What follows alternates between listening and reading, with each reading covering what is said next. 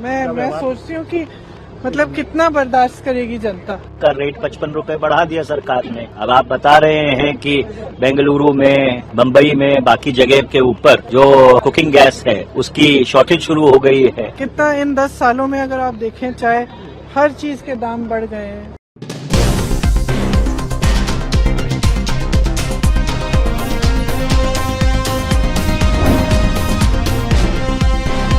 नमस्कार, आप देख रहे हैं द संकेत लाइव और मैं हूं तमन्ना।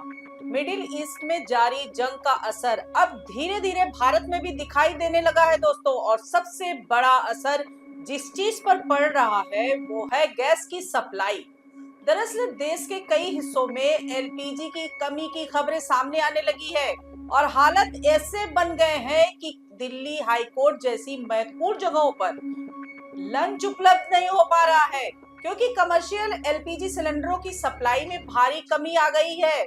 बताया जा रहा है कि सरकार ने इस संकट को देखते हुए गैस सप्लाई को नियंत्रित करने के लिए आपात कदम उठाए हैं और उद्योगों तथा कमर्शियल उपयोग के लिए गैस की सप्लाई में कटौती भी कर दी गई है, जबकि घरेलू उपयोग के लिए गैस को प्राथमिकता देने का फैसला लिया गया है। दरअसल इस पूरे संकट की जड़ मिडिल ईस्ट में चल रही जंग और उससे प्रभावित हुई गैस सप्लाई को माना जा रहा है, क्योंकि भारत अपनी एलएनजी यानी लिक्विफाइड नेचुरल गैस का बड़ा हिस्सा कतर जैसे देशों से आयात करता है। लेकिन ईरान से जुड़े युद्ध और क्षेत्रीय तनाव के कारण सप्लाई चेन पर असर पड़ा है। बताया जा रहा है कि कतर से आने वाली एलएनजी की सप्लाई रुकने के बाद भारत में कई यूरिया कंपनियों को अपने प्लांट बंद करने पड़े हैं या फिर उन्हें मेंटेनेंस के नाम पर अस्थायी रूप से रोक दिया गया है। जानकारी के मुताबिक देश की बड़ी उर्वरक निर्माता company Indian farmers fertilizers cooperative limited समेत कई कंपनियों ने अपने कुछ प्लांट बंद कर दिए हैं या उत्पादन कम कर दिया है। विशेषज्ञों का कहना है कि अगर एलएनजी सप्लाई जल्द बहाल नहीं होती तो इन प्लांटों को दोबारा शुरू होने में करीब 1 महीने तक का समय लग सकता है। वहीं अंतरराष्ट्रीय क्रेडिट एजेंसी फिटेच रेटिंग ने भी चेतावनी दी है कि अगर ईरान से जुड़ा तनाव लंबे समय तक बना रहता है और खासकर अगर होर्मुज जलडमरू लंबे समय तक बाधित रहता है तो भारत की तेल कंपनियों और गैस कंपनियों के कैश फ्लो पर दबाव बढ़ सकता है। हालांकि ये भी कहा गया है कि सरकारी कंपनियों को सरकार का समर्थन मिलने के कारण उनकी क्रेडिट रेटिंग फिलहाल सुरक्षित रह सकती है, लेकिन बाजार पर दबाव जरूर बढ़ेगा। इसी बीच एलपीजी की उपलब्धता को लेकर देश में चिंता बढ़ने लगी है और इस मुद्दे पर राजनीति भी तेज हो गई है। कांग्रेस नेता प्रियंका गांधी वाड्रा ने केंद्र सरकार पर निशाना साधते हुए कहा है कि लोग आखिर कितना सहन करेंगे। मैं सोचती हूँ कि मतलब कितना बर्दाश्त करेगी जनता। कितना इन 10 सालों में अगर आप देखें, चाहे हर चीज के दाम बढ़ गए हैं, बेरोजगारी बढ़ रही है। अब एलपीजी की सिचुएशन को देखिए, कितना बर्दाश्त करेगी, और इनकी पॉलिसीज, इनकी नीतियों की वजह से। और अगर सदन में अच्छी चर्चा होती इन चीजों पे तो अच्छा होता, कम से कम हम जनता के सवाल उठा पाते। उन्होंने ये भी कहा कि पिछले 10 वर्षों में महंगाई लगातार बढ़ रही है, बेरोजगारी बढ़ रही है और अब गैस की स्थिति भी लोगों के लिए चिंता का विषय बन गई है। उन्होंने संसद परिसर में पत्रकारों से बात करते हुए कहा कि आम लोगों की परेशानियों पर गंभीरता से विचार करने की जरूरत है। वहीं इस मुद्दे पर कांग्रेस सांसद मनीष तिवारी ने भी सरकार की नीति पर सवाल उठाए हैं। उन्होंने कहा कि क्रूड ऑयल की कीमतें हाल ही में $120 प्रति बैरल से गिरकर लगभग $90 प्रति बैरल तक आ चुकी है। इसलिए मौजूदा हालत को देखते हुए सरकार की ओर से जो राशनिंग या प्रतिबंध लगाए जा रहे हैं वो कहीं न कहीं एक पैनिक रिएक्शन लगते हैं। का रेट 55 रुपए बढ़ा दिया सरकार ने। अब आप बता रहे हैं कि बेंगलुरु में, मुंबई में, बाकी जगह के ऊपर जो कुकिंग गैस है उसकी शॉर्टेज शुरू हो गई है। तो यही सब कुछ तो हम कल चर्चा करना चाहते थे, और अभी तो वहां पे युद्ध शुरू ही हुआ है।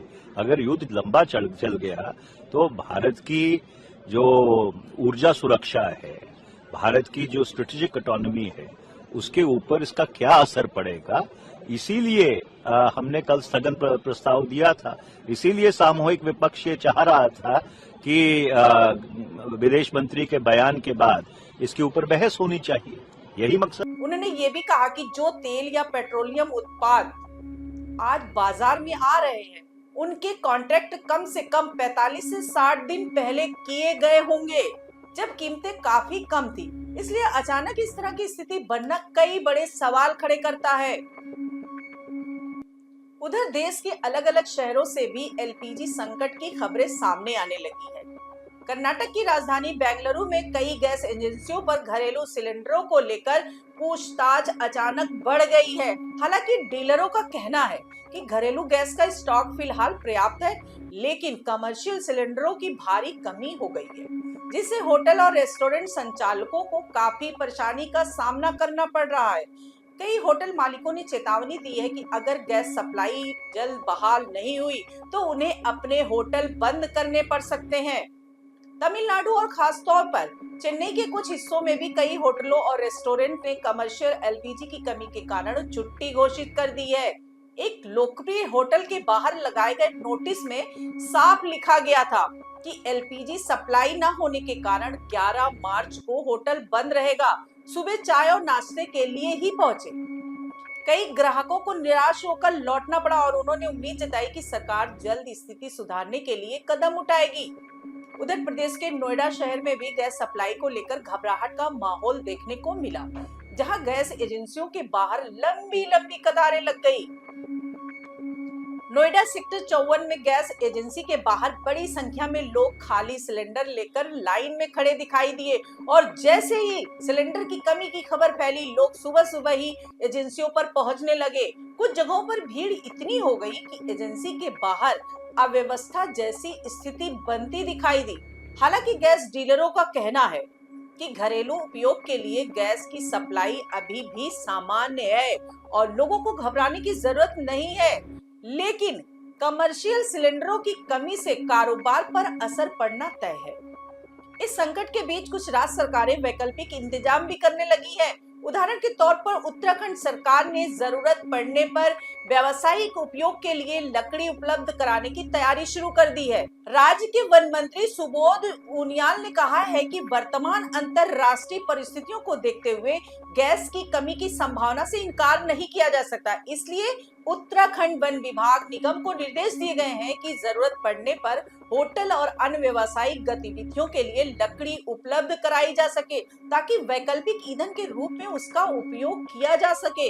कुल मिलाकर ये साफ दिखाई दे रहा है कि मिडिल ईस्ट में चल रही जंग का असर अब वैश्विक ऊर्जा बाजार के साथ साथ भारत के घरेलू बाजार पर भी पड़ने लगा है और अगर हालत जल्दी सामान्य नहीं हुए तो इसका असर उद्योगों, होटल व्यवसाय, खाद्य उत्पादन और आम लोगों की रोजमर्रा की जिंदगी तक पहुंच सकता है। फिलहाल सरकार का कहना है कि घरेलू उपभोक्ताओं को गैस की सप्लाई प्राथमिकता के आधार पर दी जाएगी और अफवाहों से बचने की जरूरत है। लेकिन सवाल यही है कि अगर ये संकट लंबा चला तो आने वाले दिनों में हालात कितने गंभीर हो सकते हैं। आप इस पूरे मुद्दे को कैसे देखते हैं? क्या ये केवल अंतर्राष्ट्रीय संकट का असर है या भारत को अपनी ऊर्जा नीति पर नए सिरे से विचार करने की जरूरत है?